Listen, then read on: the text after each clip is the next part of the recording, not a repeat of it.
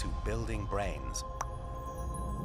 How stem cell biology sheds new light on neurological disorders. PAOLA, ARLOTTA, Harvard University. On the 9th of November 1989, I was closely following the news in Italy.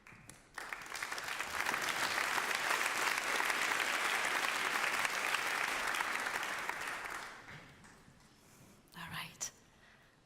Every day, we wake up in the morning, take a deep breath, especially if it's a Monday.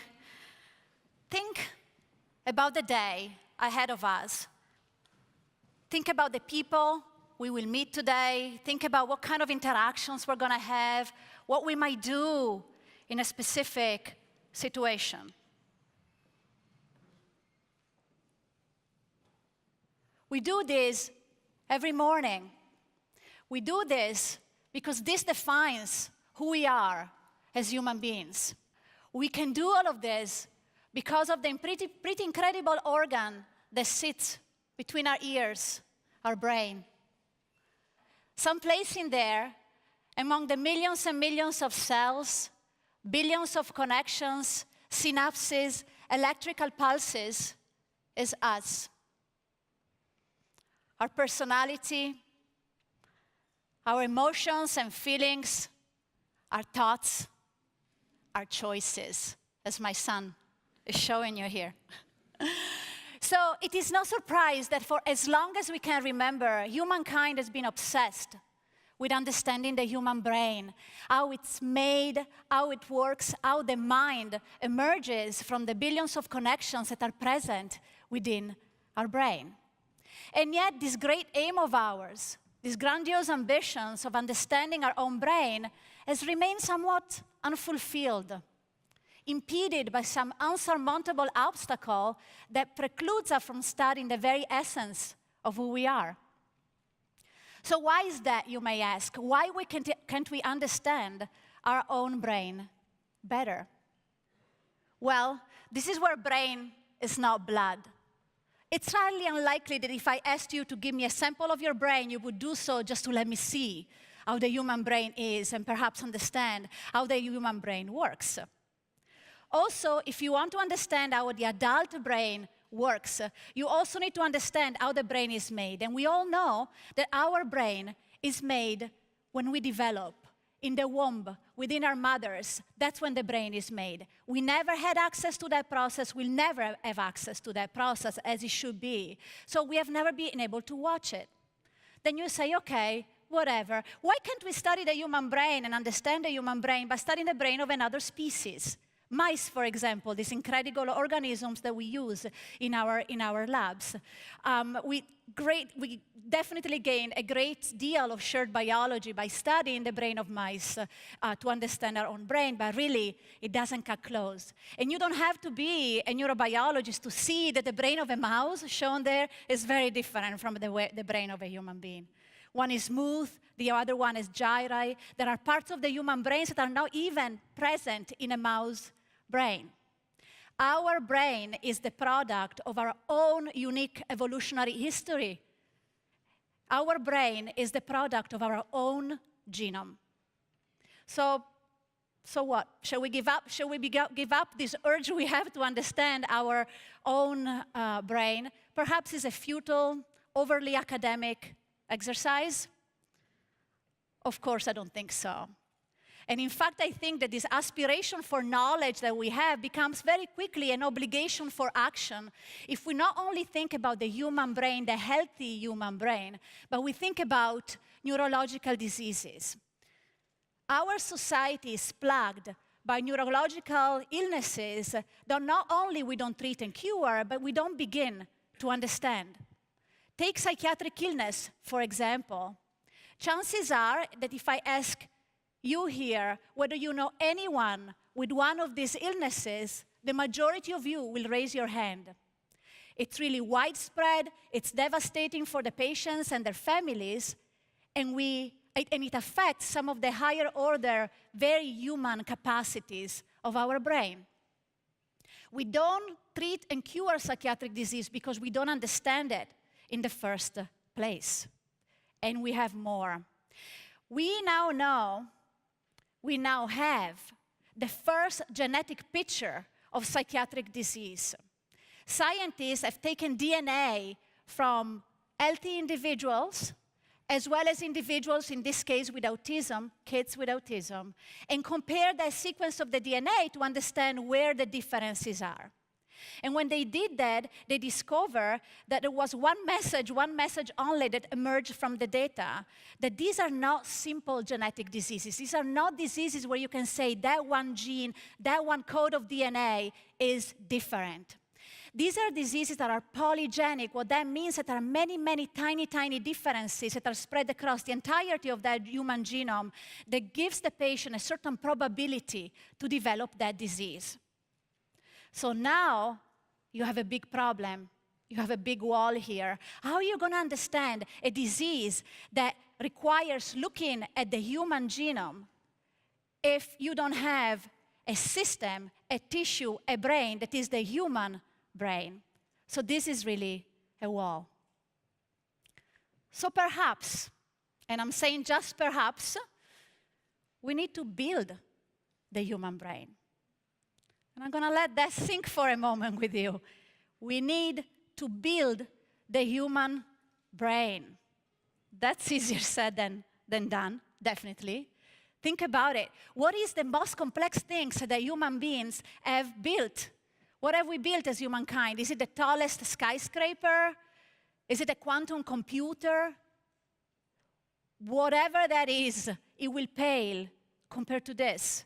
The task ahead of us of building the human brain. In fact, what does it take really to build this human brain? If you think about what it took in each one of us, our brain was made as we were embryos in our mothers. And it took 9 months of gestation to build their brain. Wait, that's to build a baby brain. This is my daughter, by the way. And then it takes almost 20 years, I say it again, 20 years of learning, of being shaped by our environment, our friends, our parents, our experiences, so that as that kid grows, the baby grows into a kid, and watch this, as that kid becomes a teenager, and now every parent of a teenager in this room, all of you will agree with me, even by 15, we know that that brain is not finished. It will be in a few years. Gives us all hope. It will be done, but it's not done. So nature, with the perfect instructions for millions of years of evolution, takes 20 years to build a brain that allows us tonight to do what we do. So what should we do? And yet, I brought a little something that I wanted to show you, because this little, simple, perhaps insignificant pieces of tissue here are pieces of human brain tissue. They're smaller than the size of a raisin put here. But what is so special about the structures is that this human brain tissue was not made in the embryo in utero. This was built in the lab.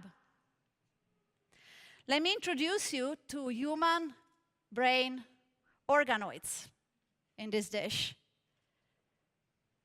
Primitive replicas, perhaps, of that beautiful brain of ours that allows us tonight to have this conversation, and yet complex enough that offer the opportunity to begin to ask questions about the origin of our own brain. How was it made? How is it made? What does it contain? What goes wrong when we have a disease? So today, we can take a sample. If you can make the video start, okay. We can take a sample of blood from any one of us in this room. We can then turn that blood, which is so simple to take, into stem cells. And these are those powerful cells that have the potential to make any cell type in our body. And then scientists have figured out a way to trick those stem cells to become brain, to begin this process of production of the brain. And you can zoom in inside one of these human brain organoids and look at all of these cells in the different colors that are present in there. We can lay color over color and see the diversity of cells. You can go even farther in it, see the synapses, all of the little features of the cells. And that's when us as neuroscientists become excited, because it really reminds us of how similar at the microscopic level these organoids are to the brain. However, it's very important to remember that brain is not the same as brain organoids. This will always be simpler. There'll be replicas. They'll be more primitive, and yet how powerful. For the first time, we can watch a process of human brain development in the making. Remember, we can make hundreds and hundreds of this from a single sample of blood. And if that blood came from a patient with a psychiatric illness, then every single cell within this organoid will carry the genome of that patient. So if that genome is a genome that gives you autism spectrum disorder later on, you can ask, what kind of cells are affected in the brain of an autistic child? We don't know that today. What kind of molecules are dysregulated in the brain of a schizophrenic patient? We have no idea, but we can look at it through an organoid that came from the very cells that carry the very genome of the patient that we're trying to understand and treat.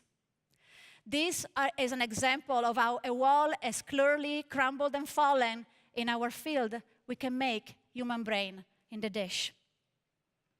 So I think that now it's time to dream, because what was science fiction has now become science, and great transformative opportunity lays ahead. On one hand, as a society, we need to think about the aftermath of this wall crumbling. What will we do with this power, with this ability that we now have gained through science? And we really need to think about the ethical framework of this work. On the other hand, as scientists, we also need to think about the responsibility that we carry versus the patients that have these diseases. We now have an opportunity to know more about psychiatric illness. We now have an opportunity to inform the development of new drugs. What shall we do? So I think that we know a couple of things for sure. The first is that the time is now. It wasn't yesterday. We couldn't do this yesterday. We can do this today. And the second is that these tiny brain organoids that you saw spinning in the flask behind me will help us get us there. Thank you.